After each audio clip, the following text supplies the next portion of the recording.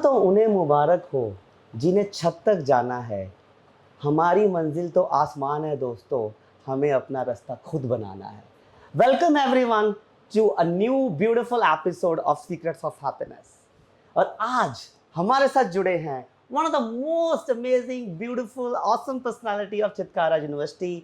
She is doctor Sangeeta Panchi, Dean of College of Education with more than 30 years of experience, vibrant, enthusiastic lady of Chitkara university. तो आज जानते हैं ma'am से उनकी खुशी के राज। क्या है वो कुछ राज जो उनको खुश रखते हैं? Ma'am, welcome to this beautiful episode. आपका बहुत बहुत स्वागत। तो मैम, पहले तो मैं आपसे जानना चाहूँगा, आप इतने टाइम से मैं आपको देख रहा हूँ, बड़ा खुश रहते हैं और इतने समय से चित्कारा में हैं। क्या है वो आपका राज जो आपको चित्कारा से जोड़ के रखता है और आपको इतना खुश रखता है? सबसे पहले मानव सर बहुत बहुत धन्यवाद मुझे इनवाइट करने के लिए, और आपने बड़ा अच्छा प्रश्न पूछा है और उस प्रश्न को मैं कविता के माध्यम से उसको उत्तर देना चाहूँगी। क्या बात कि क्यों चित्कारा में मुझे खुशियाँ मिलती हैं। चित्त से किए गए कर्मों की धरती है चित्कारा, चित्त से किए गए कर्मों की धरती है चित्कारा, प्रसन्नता, खुशी, आनंद, मुस्कुराहट की भूमि है चित्कारा। वाह। हर स्टेक होल्डर की पसंद है चित्कारा, हरी भरी वसुंधरा है चित्कारा। हम सबकी मुस्कुराहट की वजह है चित्कारा, हम सभी बहुत ब्लेस्ड हैं यहाँ, ईश्वर की असीम कृपा है यहाँ, क्योंकि जिथे मेहर तेरी ओथे सदा खुशियाँ, जिथे मेहर तेरी ओथे सदा खुशियाँ। क्या बात है मैम, बहुत ब्यूटीफुल आपने कविता लिखी है और इससे मैं आपका पूरा फील समझ गया कि आप कितने खुश क्यों हैं जी। तो मैम, ऑडियंस के लिए मैं चाहता हूं कि आप अपने जीवन के कुछ 3-4 जो टॉप सीक्रेट्स हैं जो आपको इतना खुश रखते हैं, प्लीज आप पूरी ऑडियंस से शेयर कीजिए। सबसे पहली बात तो है कि हमेशा मुस्कुराइए, वाह। और ज़रा सा तो ज़रूर मुस्कुराइए। लेकिन ये इतना आसान नहीं है, तो मैं टिप बताती हूँ कैसे हम मुस्कुरा सकते हैं। उसके लिए सबसे बड़ी बात है कि दिलों की दूरियों को मिटाना। दूसरी बात है दिल से लोगों को माफ़ कर देना। ब्यूटीफुल। तीसरी बात है लोगों की हेल्प करना। हेल्प का मतलब पैसे से हेल्प नहीं है, उनको भरोसे का दान देना, उनके साथ वक्त बिताना, उनके मन की बात सुन लेना, उनके दर्द को समझना, एम्पैथी जिसे कहा जाता है, यदि वो हमारे साथ है। भोजन, भजन और भाषा, इन तीनों का बड़ा संतुलित प्रयोग होना, मीन्स सही अच्छा भोजन करना, भोजन बनाते हुए भजन और सत्संग सुनते हुए यदि हम उसको बनाते हैं और ईश्वर को भोग लगाते हैं तो वो प्रसाद बन जाता है, जो कि पूरे परिवार को, समाज को जोड़ता है। और भाषा ऐसी हो जो प्रेम की भाषा हो, परिवार में बोलने वाली भाषा, वर्क प्लेस में बोलने वाली भाषा, यदि प्रेम की भाषा हो जिसमें ईगो नहीं हो, तो काफ़ी सारी समस्याओं से हम दूर हो जाते हैं। और इन सबसे ऊपर है ग्रेटिट्यूड, व्यक्ति का ग्रेटिट्यूड, ईश्वर का ग्रेटिट्यूड, छोटे से छोटी चीज़ के लिए ग्रेटिट्यूड का भाव यदि हम रखते हैं तो हम अंदर से खुश होते हैं, और जब हम अंदर से खुश होते हैं तो बाहर मुस्कुराते हैं और हमेशा मुस्कुराते हैं। क्या बात है मैम, आपने ये 5 बहुत ब्यूटीफुल सीक्रेट्स बताए। और ग्रेटिट्यूड जो कि हमारे पिछले एपिसोड में भी बताया गया, बहुत लोगों ने इसकी चर्चा किया, तो थैंक यू मैम उसको रिवाइज करवाने के लिए। पर मैम, एक प्रश्न मेरा यहाँ है कि नॉर्मली हमारी लाइफ में बहुत डिफिकल्ट सिचुएशन आ जाती हैं, ऐसी परिस्थितियाँ आ जाती हैं जब हम ऐसे सारे कॉन्सेप्ट भूल जाते हैं, तब हमें याद नहीं आता ग्रेटिट्यूड करने का, तब हमारे ये सारे चीज़ें हम भूल जाते हैं। तो उस स्थिति में जब हमारा मन थोड़ा सा कठिन स्थिति में है, उसमें हम क्या करें? हाँ, बहुत अच्छा प्रश्न पूछा मानो सर आपने। अक्सर क्या होता है कि जब कोई हमसे कोई ऐसी कड़वी बात कह देता है या कुछ बात कहता है, तो वो नेचुरल है कि लोगों को बुरा लगता है, और उस बुरा लगने में हम रिएक्ट कर देते हैं, जबकि हमें रेस्पॉन्ड करना चाहिए। तो जहाँ पर हम रिएक्ट करते हैं वहाँ ये गड़बड़ी होती है। लेकिन समस्याएं सबके साथ आती हैं। यदि आप प्राचीन समय में भी देखो तो कृष्ण के जीवन में बहुत सारी परेशानियां आई थी। उनका तो जन्म ही जेल में हुआ था, भगवान कृष्ण का। उसके बाद उनके बायोलॉजिकल पेरेंट्स उनसे दूर हो गए थे, उनको वहाँ से दूर भेज दिया गया था कारावास से।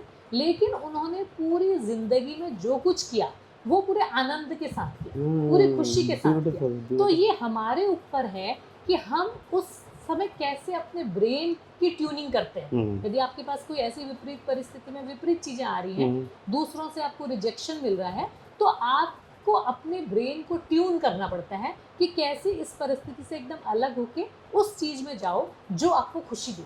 ब्यूटीफुल। तो ये एक तरीका है।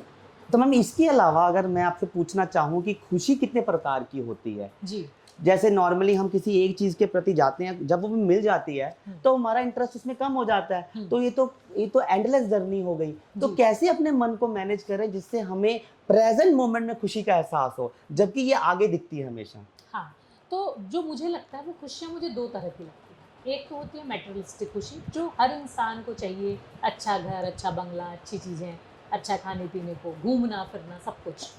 तो वो चीज़ें हमें जैसे ही मिल जाती हैं, यदि व्यक्ति को बहुत ब्रांडेड चीज़ें मिल जाती हैं, वो कुछ समय बाद उनको फिर उससे भी उनका मन भर जाता है। तो ये चीज़ें पैसे से खरीदी जा सकती हैं, नो डाउट, उसके लिए पैसा चाहिए, उसके लिए लोग मेहनत करते हैं, कर्म करते हैं। लेकिन उसी के साथ एक स्पिरिचुअल खुशी होती है, जो लॉन्ग लास्टिंग होती है। ब्यूटीफुल। जैसे यदि आप किसी भी ईश्वर को मानते हैं या कोई निराकार स्वरूप को मानते हैं, किसी ज्योति स्वरूप को भी मानते हैं, जब हम उनके साथ कनेक्ट होते हैं तो वो रूप रोज निखरता है। जब आप मेडिटेट करते हैं, जब आप उस डिवाइन चीज़ के साथ कनेक्ट होते हैं, तो वो चीज़ रोज निखर के आती है। जबकि जो हमारी मेटेरियलिस्टिक चीज़ें या भौतिक वस्तुएं होती हैं, वो बहुत जल्दी हमारे दिल से दूर हो जाती हैं। तो खुशी के लिए इन दोनों में बैलेंस इंपॉर्टेंट है, क्योंकि वो भी हमें चाहिए, ये भी चाहिए। Beautiful और है। इन दोनों में यदि हमारा बैलेंस होता है तो आप खुश रह सकते हैं। आपने बहुत अच्छे से हमें याद दिलाया कि अपने साथ वक्त बिताना बहुत ज़रूरी है, मेडिटेट करना बहुत ज़रूरी है। तो मैम कोई आप, वैसे मैंने सुना बहुत कहानियाँ सुनाते हैं, तो क्या ऑडियंस के लिए कोई एक लास्ट में कहानी हो जाए? बिल्कुल, उसकी एक बहुत अच्छी कहानी है, बहुत अच्छा आपने यहाँ हाँ। पे जोड़ा इसको। हाँ। सम्राट अकबर के दरबार के नवरत्न थे तानसेन जी। तो तानसेन जी बहुत अच्छा गाते थे, सुर सम्राट उनको कहा जाता था। तो एक बार अकबर ने उनसे पूछा कि आप मुझे बताओ कि आप बहुत अच्छा गाते हो, बट कोई ऐसा भी है दुनिया में जो आपसे भी अच्छा गाता है? तो तानसेन ने कहा हाँ जी हैं, जो मेरे गुरु हरिदास जी हैं वो मुझसे भी अच्छा गाते हैं। तो उन्होंने पूछा कि वो उनको फिर यहाँ बुलाइए, हम भी सुनना चाहेंगे। तो तानसेन ने कहा वो यहाँ नहीं आ सकते, क्योंकि वो तो केवल वृंदावन में रहते हैं और वहाँ से वो बाहर नहीं जाते। तो सम्राट ने बोला कि चलो हम फिर वृंदावन चलते हैं। तो वो वृंदावन गए और सम्राट बहुत आतुर थे उनको सुनने के लिए। पर 3-4 दिन बीत गए, हरिदास जी ने कुछ नहीं गाया। अब तानसेन को लगा कि क्या करूं, सम्राट को लेके आए हूं और गुरु तो गा ही नहीं रहे। तो उन्होंने जानबूझ के गलत गाना शुरू किया। जैसे सपोज भैरवी राग है, तो भैरवी में उन्होंने भैरव के स्वर, राग भैरव के स्वर डाल दिए। और उनको पता लग गया, जैसे ही गुरु को पता लगा ये गलत गा रहा है, तो गुरु ऑटोमेटिकली, क्योंकि शिष्य को सुधारने के लिए, उन्होंने गाना शुरू कर दिया। और गाते गाते वो इतने तल्लीन हो गए कि उन्हें पता ही नहीं चला कि मैं कहाँ तक पहुँच गया।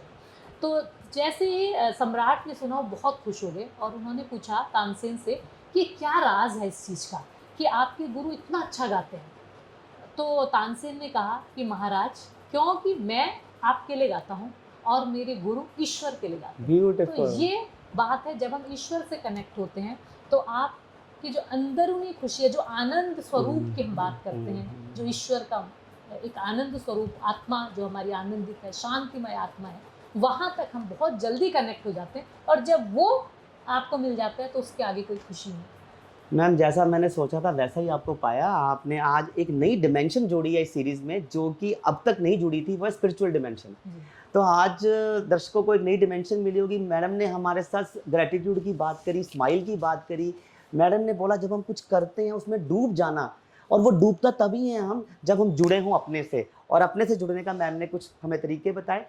तो ma'am thank you very much for your time and I really loved your presence. Thank you so much for your tips. And audience ज़रूर इसको इम्प्लीमेंट करेगी और हमारी यूनिवर्सिटी की हैप्पीनेस और इस पूरे जगत की हैप्पीनेस और ऊपर जाएगी। तो आप लास्ट किस शब्दों से अंत करना चाहेंगे एपिसोड हाँ, को? तो मानव सर, मैं लास्ट कहना चाहूँगी, ज़रा सा मुस्कुराइए, हमेशा मुस्कुराइए, जहाँ भी आप जाइए, खुशियों को बिखराइए, हैप्पीनेस को फैलाइए, ज़रा सा मुस्कुराइए। Thank you Thank you, sir. everyone. Thank you. Keep smiling and keep spreading happiness. Thank you.